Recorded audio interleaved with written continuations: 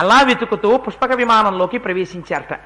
ఆ పుష్పక విమానం సామాన్యమైంది కాదు, మహానుభావుడు వాల్మీకికే చెల్లింది. ఆయన అంటారు, తపస్సమాధాన పరాక్రమార్జితం మనస్సమాధాన విచారచారిణం అనేక సంస్థాన విశేష దర్శనం తతస్తతుల్య విశేష దర్శనం. దాన్ని తపశ్శక్తితో సంపాదించారు. ఎవరు? అసలు ఆ పుష్పక విమానం ఎవరిదో మీకు తెలుసా? ఆ పుష్పక విమానాన్ని మొట్టమొదట విశ్వకర్మ నిర్మాణం చేశాడు. విశ్వకర్మ అంటే ఎవరు? భగవంతుడే. విశ్వకర్మ మనుస్పష్టాస్తవిష్ట స్థవిరోధ్రువ. విశ్వకర్మ నిర్మాణం చేసి చతుర్ముఖ బ్రహ్మగారికి ఇచ్చారు. బ్రహ్మగారు దీని మీద మీరు ఎక్కి తిరగండి అని. ఆ బ్రహ్మగారి గురించి కుబేరుడు తపస్సు చేశాడు. కుబేరుడి తపస్సుకు మెచ్చి బ్రహ్మగారు కుబేరుడికి ఇచ్చాడు. కుబేరుడి దగ్గర నుంచి ఆయన్ని చావగొట్టి వీడు తెచ్చుకున్నాడు. ఆ పుష్పక విమానానికి ఉన్న గొప్ప శక్తి ఏమిటిట? పుష్పక విమానంలో మీరు కూర్చుంటే మనస్సమాధాయ విచారచారిణం. అందులో కూర్చుని ఒక్కసారి అలా మానస సరోవరానికి ఎడదాం అనిపించింది అనుకోండి, అంతే. మీరు కళ్ళు తెరిచేటప్పటికి అది మానస సరోవరంలో ఉంటుంది. ఇంకా గమ్మత్తు ఏమిటో తెలుసా అండి? మానస సరోవరానికి ఏదో తీసుకెళ్లిపోయి ఇలా తలుపులన్నీ వేసి ఒక్క పెట్టుతూ తీసుకెళ్లిపోవడం కాదు. దాన్ని దంతంతో చెక్కి ఉంటుందిట, వజ్రవైఢూర్యాలతో నగిషీలు పెట్టుంటాయిట.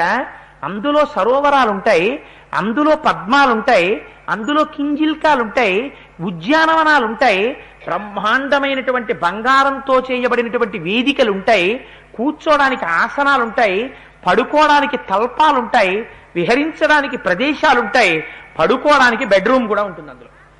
ఇన్నింటితో ఇవాళ మనం విమానంలో వెళ్ళిపోతూ దేశాధినేత పత్రికా విలేకరుల సమావేశం విమానంలో కండక్ట్ చేశారంటే పిల్లలు పేపర్ చదివి తండ్రిని అడుగుతారు, అదే నాన్నగారు ప్రెస్ కాన్ఫరెన్స్ విమానంలో ఎలా పెడతారండి అని అడుగుతారు.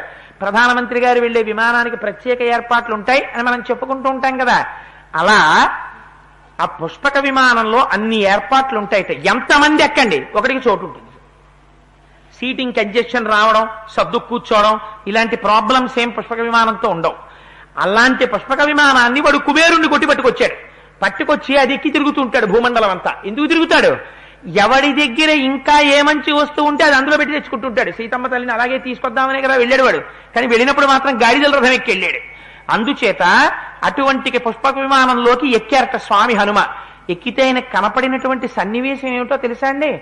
మహీకృత పర్వతరాజిపూర్ణ శైలాకృతా వృక్షవితానపూర్ణా వృక్షాకృతా పుష్పవితానపూర్ణా పుష్పం కృతం కేసరపత్రపూర్ణం.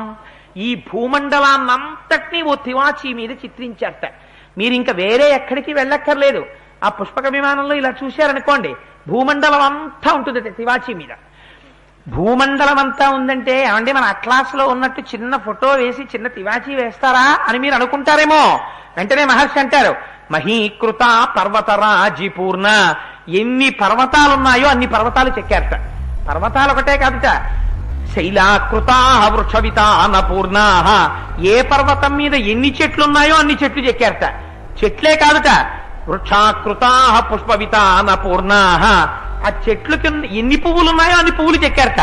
ఆ పువ్వులు కాదుట, పుష్పాకృతా కేసరపత్ర పూర్ణా. అందులో ఉన్న కేసరములు కూడా చెక్కారట.